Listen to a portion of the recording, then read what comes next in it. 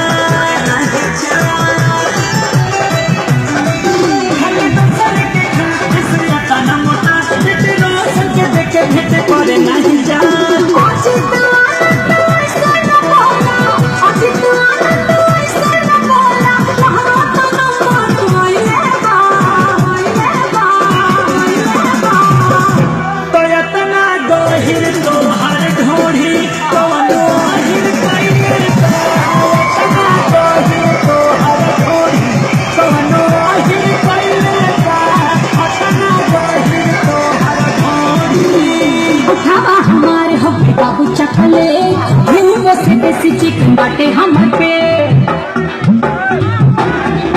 अरे हटाओ हमारे हटे बाबू चकले देसी चिकन बाटे हम पे लौटा के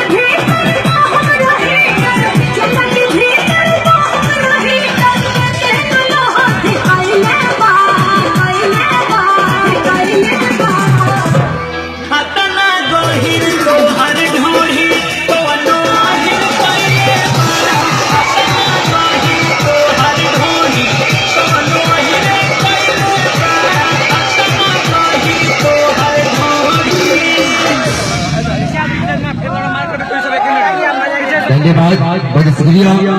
और इस गाने के अंदर